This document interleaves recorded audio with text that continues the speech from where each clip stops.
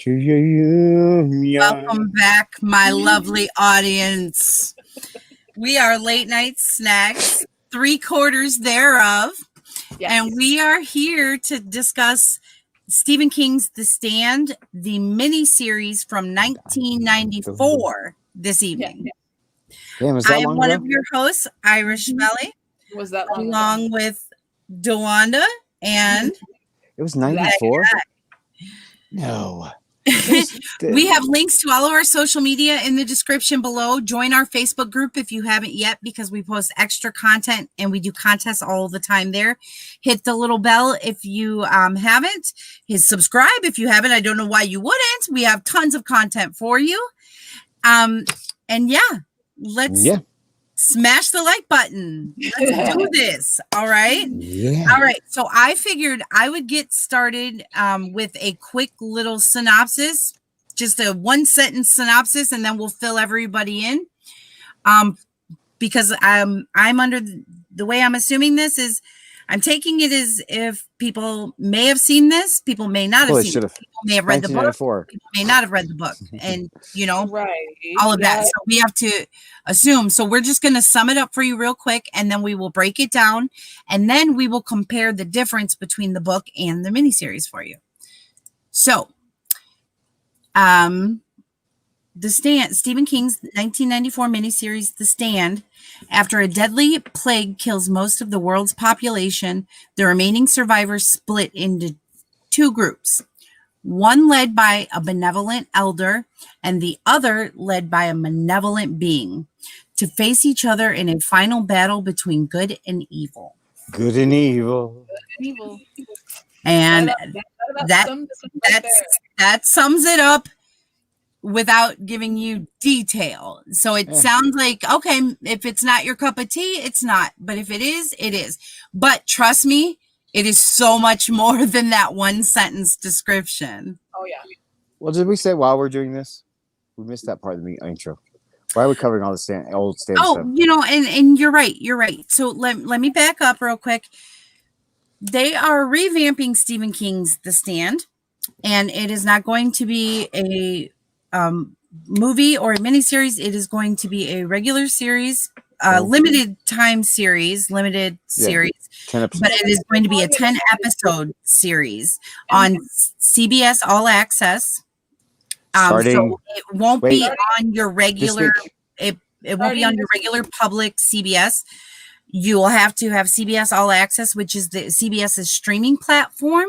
It is a paid platform. It can be paid for less than $5. And I'm sure they have some type of trial offer where you get it free for a week or something like that, right?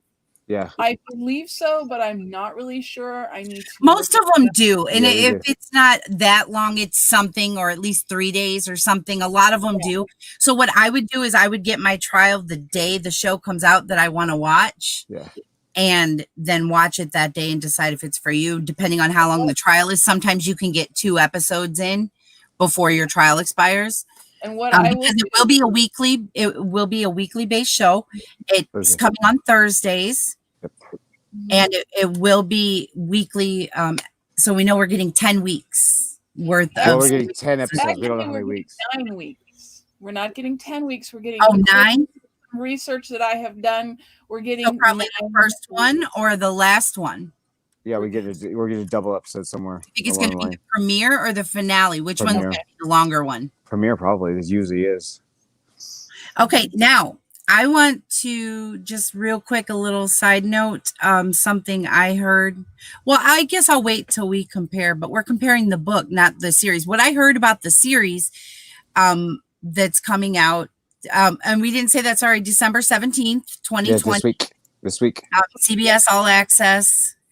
The Stand, the first episode will be out. As far as when it's going to drop, but from what I heard, they are splitting this up differently or starting it differently. And we'll discuss how the miniseries starts in just a second, but they're actually starting this after everything's happened. So, why? Yeah. Wow. Because Okay. they said they want to focus more on character development and what happens to these characters So in they're the gonna aftermath of an apocalyptic event. so they're gonna show the event like what, in flashbacks? I think so. I think that's the way they're talking about it, is a time, like probably, which is interesting because maybe they'll be showing it specifically from different characters' perspectives and how it happened to them Uh-huh. rather than the overall it happening. Yeah, this is very interesting. That just seems really confusing, in my opinion. Yeah, no It doubt. does sound confusing, but from what I've read, it actually works very well. So I guess we're just gonna have to give it a shot.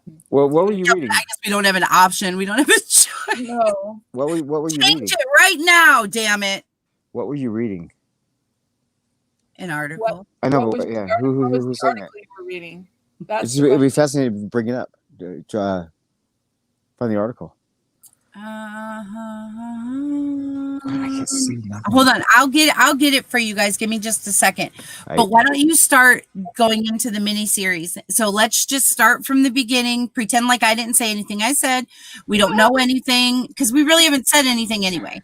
So right now we're starting with the mini series, and this is how it starts in 1994. The mini series.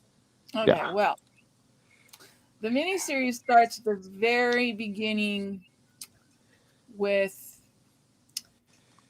we're in a military compound, and they are basically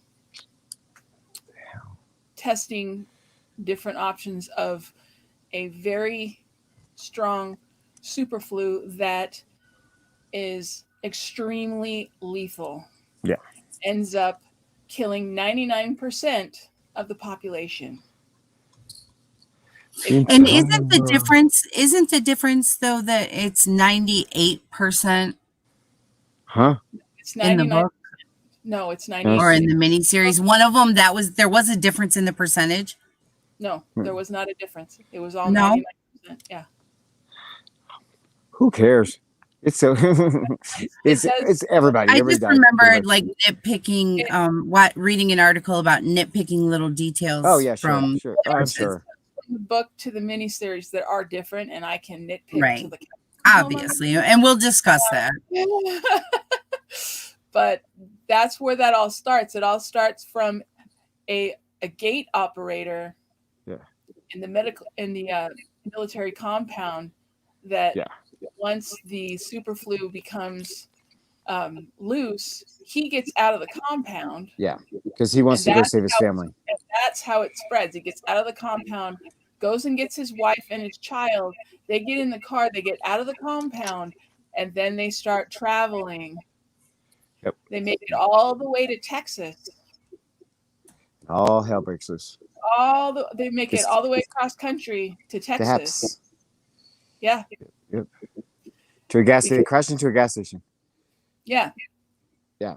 Crash into the gas station, and then everybody. To a gas station, and he is his name is Campion. They call him Patient Zero because he's the one of the first ones to contract it and actually die from it, and they don't know what it is. Well, he was the last one. Yeah. Alive that then died. That's why they're calling him Patient Zero, because there's a lot of people before him that died, but he was the first. You know. Well, and can I mention just one of the things that really stands out to me, because we're all into music, but I'm more so, of the three of us, I'm more so the music one, not musicals, but just music in general. So what really stood out to me is the opening, because we know how Stephen King is iconic for his openings, but the opening of Blue Oyster Cult's Don't Fear the Reaper. Yeah. Yep. Yeah, they did a lot of good stuff. It just kind of lets you know, bam, right there, something's going down. If you pay attention, because they pick the music, obviously, very particularly, very, they have a reason for every song that's picked, and you listen to the lyrics, and it's just kind of like, something's about to happen. Yep. Shit.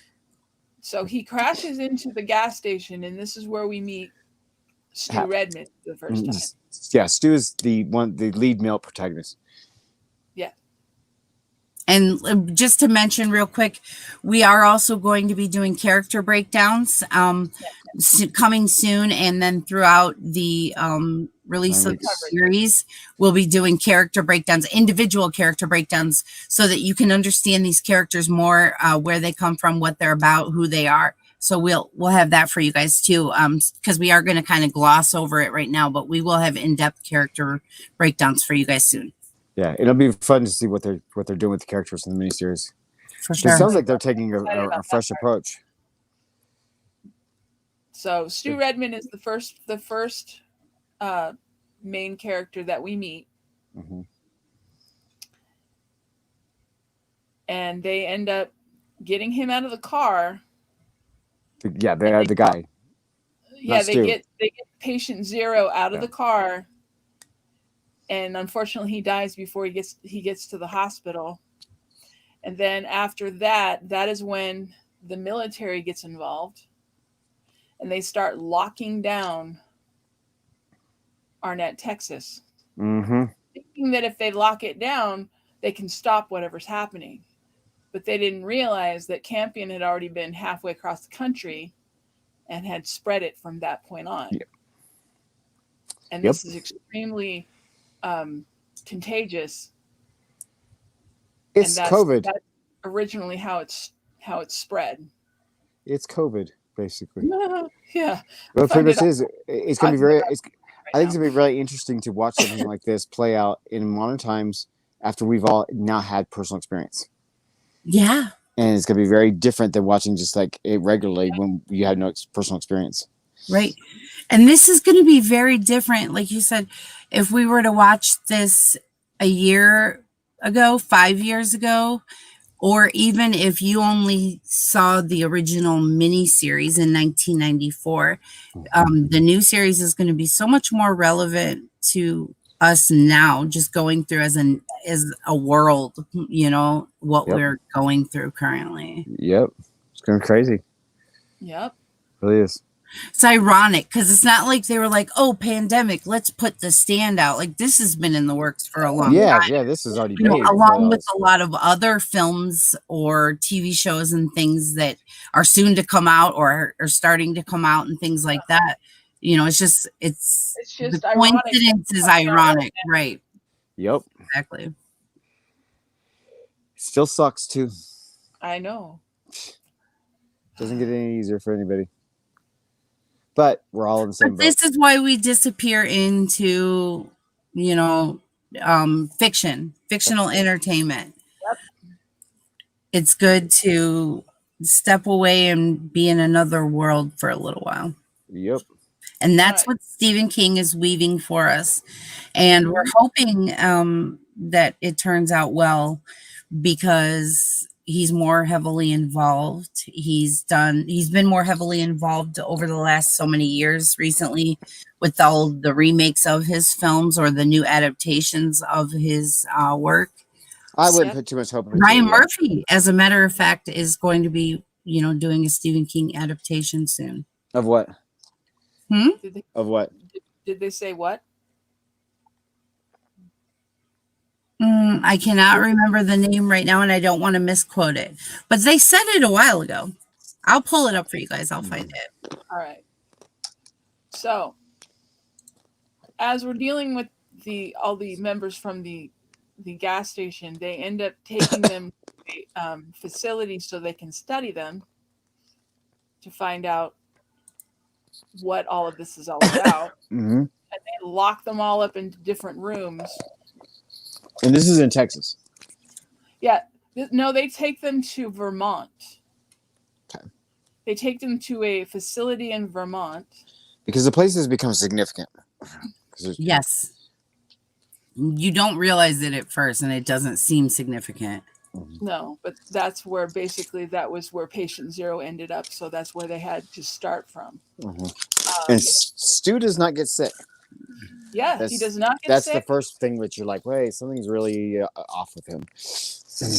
Because everyone else in that party and all of the family members that they came in contact with, they all died, and Stu was the only one to not die. Yep.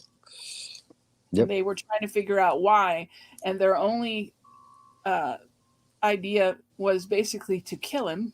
Mm-hmm. So he had to basically break out of the facility in order to save his own life. Yeah, and then that kind of is what starts the journey for him, for the Stu side, because you got Stu's side and then you have the other side, and so really so it is interesting the way the new miniseries is going to look at it is they're going to, because I've always looked at that first book one, as like a prologue to what's really going to happen, and then you get into the journey and then you get into the war.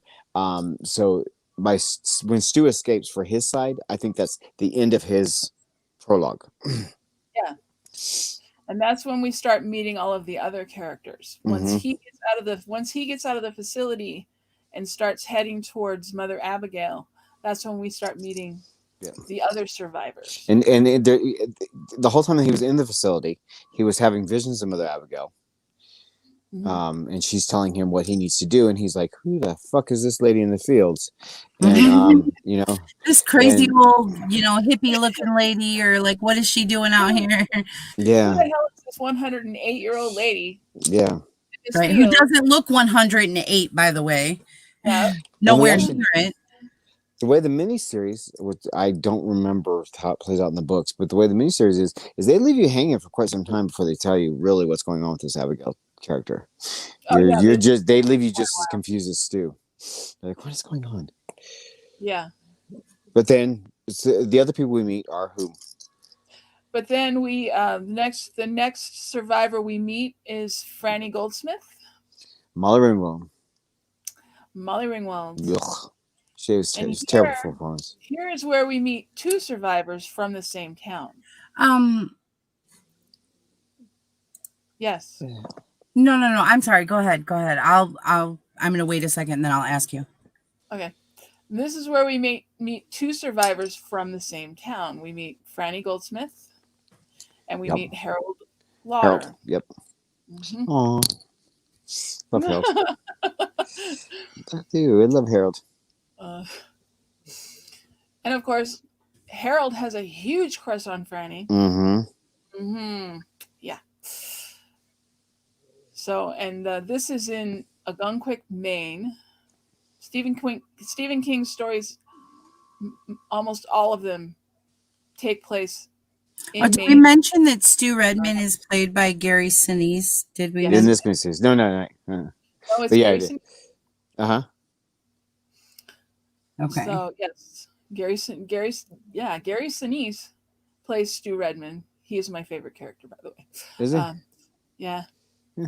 Well, I can run through them real quick. I like the way Gary's playing. Molly Ringwald is Franny.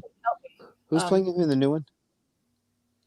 In the new one, who's playing who? Stu? Yeah, because that's our central character. Isn't that what's his name? The really cute, really good looking Marsden? James Marsden? Oh, is it Cyclops? Yeah. Okay. All right.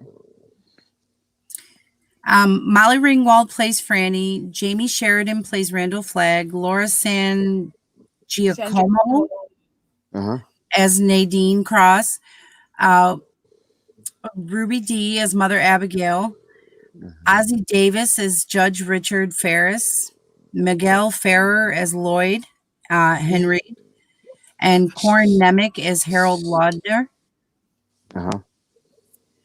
And those are like the main ones, right? Yeah. Yeah, that's pretty much the main cast right there. With the exception of Rob Lowe, because he's also part of the main cast. Oh God, how can I forget Rob Lowe? Oh, I love Rob Lowe. Rob Lowe plays Nick Andros. Yeah.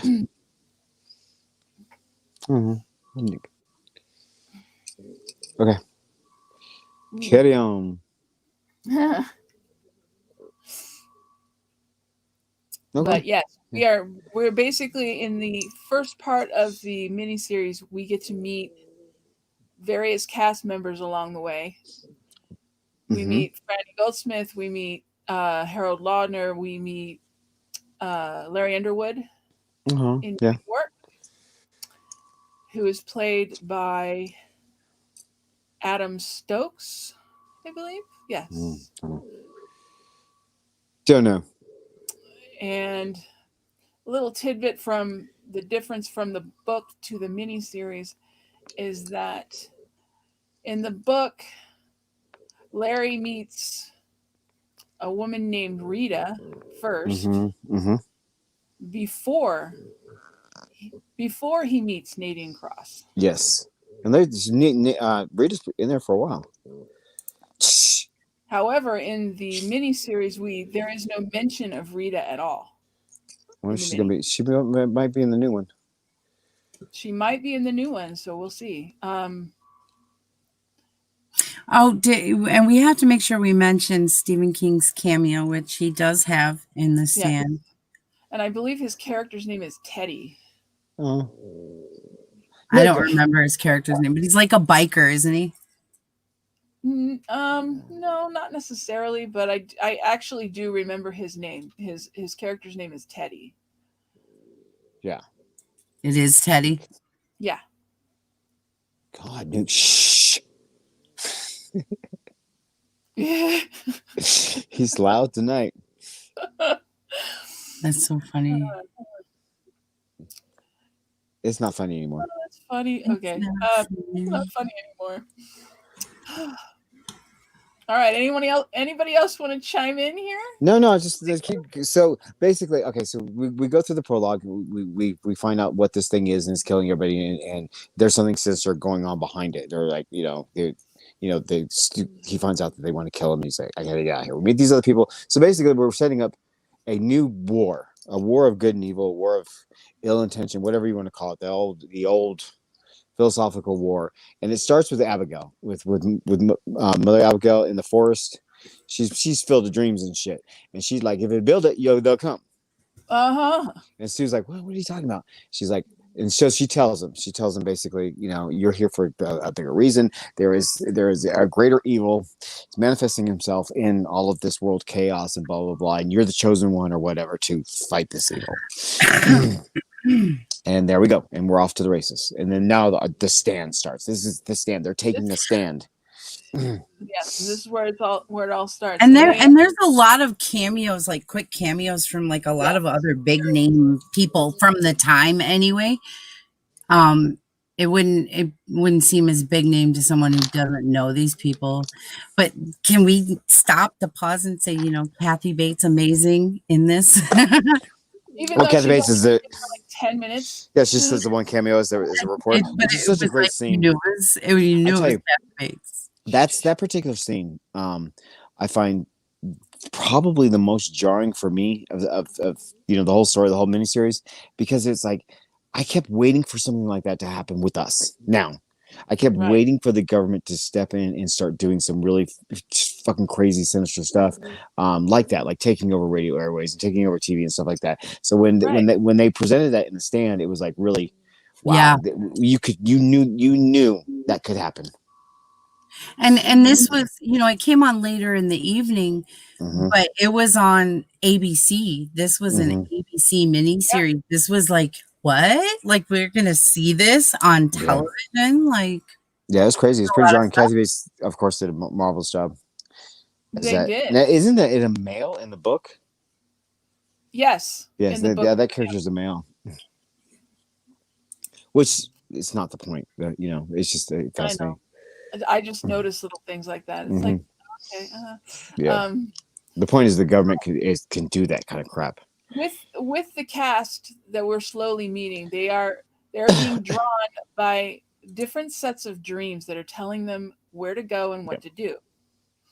We have dreams that are coming from Mother Abigail. We also have Ruby Dee was amazing as Mother Abigail. Yes, and here's another tidbit for you. Ruby Dee and Ossie Davis are actually husband and wife. Oh, are they? Yes, they are. Well, hey. So that means they're banging. Well, unfortunately, they've both passed now, but. Oh, well, shit. Yeah, which is kind of sad. They were banging. Stop. They were. Luca, stop. Oh my God. So yes, we have the entire cast is being drawn in different directions. Because certain people are going to go one way and certain people are going to go the other way. Yes. This is our Here, good and evil fight. if you want to go ahead and pull up the screen share. Yep. Good and evil. There we go. Sorry, I realized I had still had my camera off, but I've been searching. I want to show some images. Oh yes, Tom Cullen. Let me make this a little bit bigger if I can. So keep going. Where can I get the book? It seems really interesting. Amazon. Amazon. I got my this is the copy that they're selling on Amazon now. It is actually a cover tie-in to the new miniseries. So it is a long book, and if you get it, get the uncut. Get the uncut, which has an extra 400 pages. Because if you're going to read it anyway, you might as well read the actual uncut full version. That's the only one they sell now. It's the only one available now. You can't get the original. Oh, really? Yes. Yeah. And this is I thought they were both still available. Okay. So if you can find one that is cut, it might be worth something. The stand is yeah, probably. What is this? 1,200 pages? 1,300 pages? Yeah, I would believe so. It's almost 1,200 pages. 1153. 1153. Yeah. Yeah. Or you can listen to it on Audible. The narrator on it is great. For the Audible book, so you can listen to it there too. Oh, cool! Look, I found a gallery. Sweet. Here we go. Nice. Okay. You guys see that better? Yes. Yep. Okay, so we got Randall Flagg and Mother Abigail setting up the war of whatever. War of good and evil. The war of. Oh no, it's sharing the wrong tab. That's why now, you can't see it better. Hold on. So Don, explain the whole Mother Abigail calling to them, and what else is going on in these dreams. Okay. There we go. Now share it. But Mother Abigail is the good force in the book. She's filled with dreams and shit. She out there building. Yeah, she out there playing her guitar. You pull up the screen share. Tammy's here. Hi, Tammy. What's up, Miss Tammy? How are you? Long time no see. Tammy, we love you so much, and we're so glad that you stopped by. We love you. We love you. We love you. Good vibes for you, babe.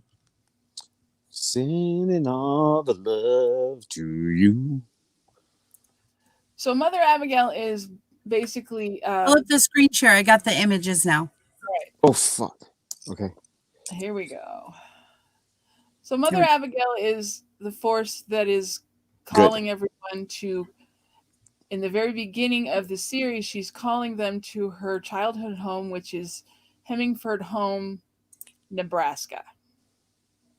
Okay. And that's where everybody's going to start gathering. Yes. We're going to have a big old powwow to say, all right, what are we fighting good force. Basically, she's been called by God to do this. Yes. And so everybody gets dreams from her, and sometimes they change, where she's sitting on her porch and she's playing her guitar, and there's a field of corn.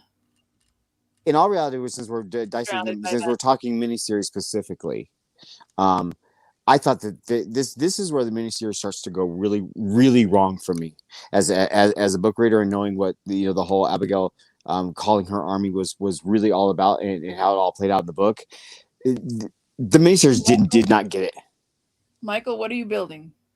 What am I building? Harry Potter. I'm rebuilding Harry Potter. Put it on the shelf from the move. So a lot of these sets fell apart. Lego. Harry Potter. Always building Lego. Yep. So depends on which one. I think the miniseries really. Oh, it's the Gwarp and Dolores Umbridge in the Forest. The miniseries really. I don't think they understood what King was doing here with the prophecies and Abigail. It's it's extremely biblical. It's extremely, I don't know how to explain it. I'm not religious, but I hear you, Tammy. I know the first miniseries inside and out too. What'd she say? She said, I know the first miniseries inside. She's torn about watching the new one. Why? The old one is terrible. I'm so excited about the new one. She just said she loves it, and now you're telling her it's terrible.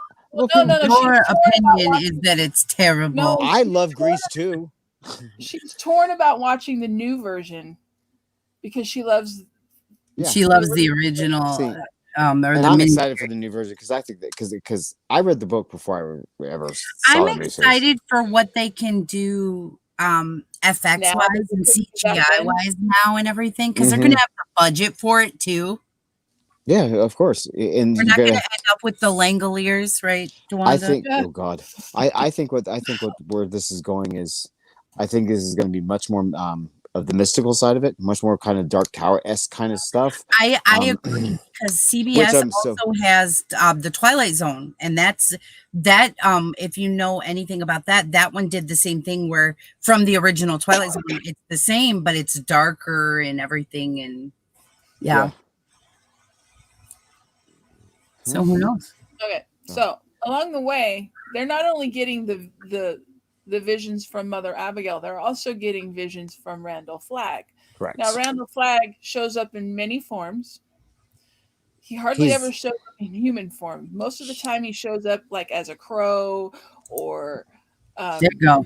That's how the miniseries first shows him as the crow. On when that guy with the prophecy signs, end of the world, he's coming. Well, he was really talking about Randall Flagg. He's coming. Randall Flagg is the embodiment of evil. The go. The end of the world. Yeah. Evil, yes. And so he's very much a smooth, sly devil, smooth, sly devil, as you would call it. That I think he even says something along those lines or similar to that about himself. That's how he talks about himself, and he's narcissistic and everything else. I mean, he's a charmer, but he's all about himself, and you see that like a cult leader would be, or like a devil would be if it were to come in. Could he be Satan? Could it be? Could be. Could it be Satan? Could it be Satan? Yeah. I still love that season, but we won't get into that. We'll digress. Right? I hate rebuilding things. To your union. Boom, boom, shoot them. Okay, let's go. Continue on. As we're dealing with the miniseries, we break up into two different camps. We break into the one camp that ends up. They end up in Boulder, Colorado. Hey. And then we have the other camp that ends up in Las Vegas, otherwise known as Sin City. Which is the bad camp ends up over there. That is the bad camp. Yes. That is Randall Flagg's camp. Yes. Led by. We have, yes, the main henchman, who is played by Miguel Ferrer in the original, and his character's name is Lloyd Henry. Yes. Okay. And he is basically Randall Flagg's right-hand man. Yep. Everyone that's on Randall Flagg's main team, they all wear a necklace around their neck that has a black stone that, when you look at it, it either has like a red dot or an eye, depending on how you look at it. And that's basically Randall Flagg's way of watching everyone. Yep. Randall Flagg don't play. Because beyond all of this, and the fact that he's building this utopia in Las Vegas, his ultimate goal is to have a child. Yes. The spawn of Satan. The spawn of Satan. That is his ultimate goal. He has already picked his bride. Yep. And his bride is played by Nadine Cross. Huh? Played by Nadine Cross. Is Nadine Cross? She's played by Molly Ringwald. San Giacomo. Oh, yeah, San Giacomo. In this miniseries, yeah. And the character's name is Nadine Cross. Yes. She does start traveling with Larry, and they end up in the Boulder camp first. Yes. But she's been directed by Flagg to do all of this. And Harold Lautner and Nadine Cross actually end up Bumping building a uglies. Huh? Bumping uglies. Yeah, well, yeah, sort of. Uh-huh. Because they never actually do it. But Just do it. So, yes. Well, and just to point out real quick what Debbie was saying. Debbie was saying she's torn about watching the new one because she loves the miniseries, but of Amber Heard. I know. Because of Amber Heard starring in it. Oh, the new one. Yeah, it is. Yeah. Okay. Which I feel you. I feel you. So I'm do there. I'm there with you. Yeah.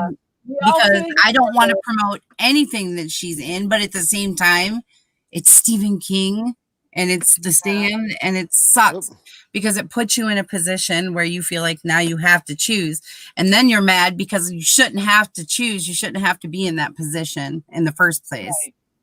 I'll save Johnny Depp. I'll save Johnny Depp. Yes. My love. My love. Stick the There he man is. hot toys. There he is. Talking about bumping uglies, what? No, Johnny Depp. Look. Johnny Depp. Save Johnny Depp. Mm-hmm. That's okay. My eldest daughter, when she was younger, if you would have asked her, and even now she'll tell you, and she's almost 21, and she'll tell you, if you ask her, who's your real father? She'll tell you, Johnny Depp. Good night, oh, good night. Bye. Good night, Galaxy Rose Star. Wink, wink. Who are these people? That's Fallon.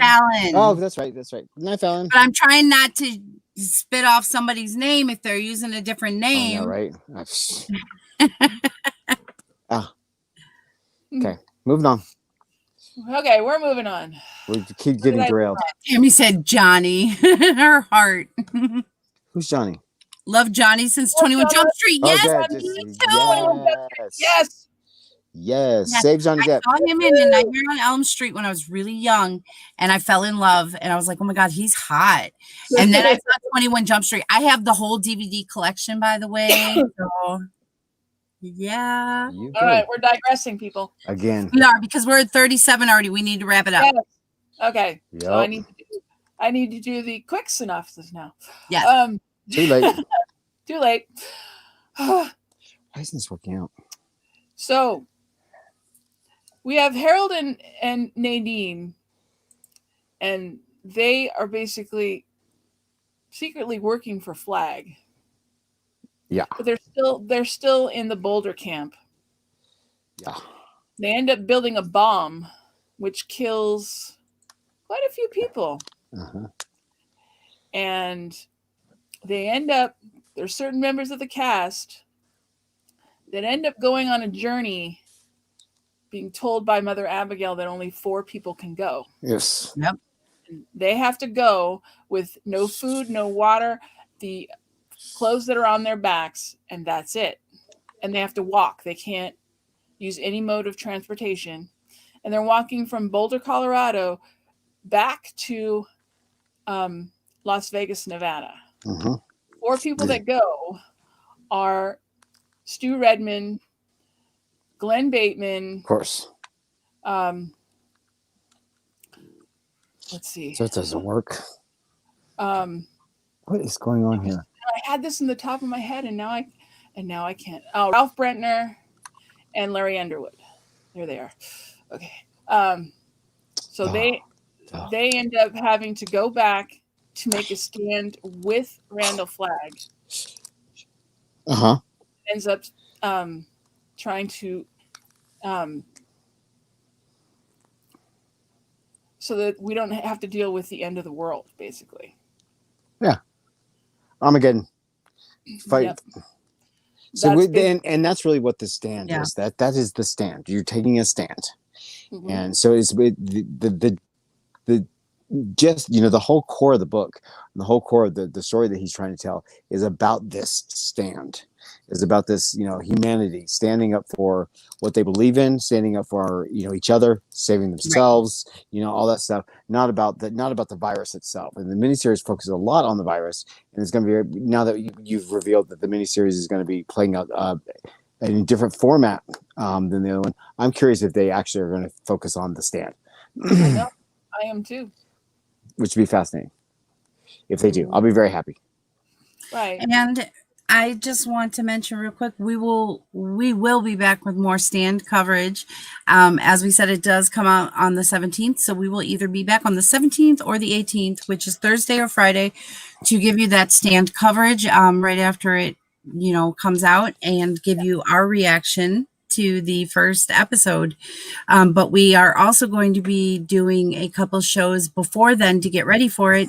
And we are going to give you 15 to 30 things, you not sure exactly how many yet, but things you didn't know about Stephen King's The Stand. So more behind the scenes type of stuff. We're going to have those character breakdowns that we're going to start doing soon. So we should have at least one of those coming before the show starts. And yeah. You guys have anything else you want to input? We were only in the middle of the story. Yeah. Well, no, that's a good place to leave it, because it's they took the stand and they're going to fight. We don't want to give away what happens in the case somebody's. Oh, right. We don't want to spoil it either. I don't want to give away the end, because there's some. Yeah, for sure. So basically, what we covered book 1 and book 2. There's 3 books in the whole tome, and the end book is the battle, the war, obviously. So there you go. And we're not going to give away the end book, because, in my opinion, that's the best part. Yeah, and I hope this new miniseries really does that part justice, because this old miniseries didn't. And that's where a lot of the cut stuff was from the extended versus. Right. Tammy said one of her favorite parts of the movie is when Larry sings out on the highway right before he meets Lucy. Aww. Oh, I know, He's cute. See, in all honesty, right now, I don't know how I feel about the new cast yet. As Amber Heard. Yeah, that really tarnishes it for me, and that's it does. A lot of people. And you know what? And Warner Brothers better get it together with her, because it's like, she's toxic to their brand. But we can talk about that bitch forever. Obviously, we'll talk about that on a different stream after we should start watching it. We get an opinion. But let me go off on her. Yeah, we'll let that guy have his soapbox. Because she's not the best actress either. I'm sorry, she's just not. But we'll discuss that, like you said. However, I've heard it. Never mind. We'll do it a different stream. We can go all night. Anything else you guys want to add? And I am not doing the fact that we're excited about the fact that this is dropping in a couple of days. Excited that I can actually stream. I'm so excited. I'm so happy that you can actually stream, because that guy is back. Yeah, that guy is back. We love you. We love everybody, and we love you guys for being here. But we are so happy Tammy was here. I know, right? We don't get to see or hear from Tammy that often, so it's a very special treat when we do. Tammy, join us for the stand coverage when we start this week. Yes. I hope I can stream it. And Tammy, if you haven't checked it out yet, we do have a couple other streams where we've gone over we've done some stand quizzes, and we did we're going to redo the book review. But we do have some stand coverage if you have time to watch it. I have set on it's all in a playlist on the channel that I already set up. So. Yes, that's another thing. So if you guys only want to check out the stand coverage and you're not sure when we dropped it or when YouTube drops it, we should say, we have a playlist. So make sure you just go to our stand playlist under our channel. So if you subscribe, you're already there and you know where it's at. So subscribe. If you guys love The Stand and Stephen King as much as we do, hit the little like button and hit the bell so you guys are notified every time we upload about The Stand. Subscribe. With that, we love you. We love you for being here. And remember, be kind to yourself and to someone else. Rewind. Be kind. Bye, guys. Rewind. To the next one. Rewind.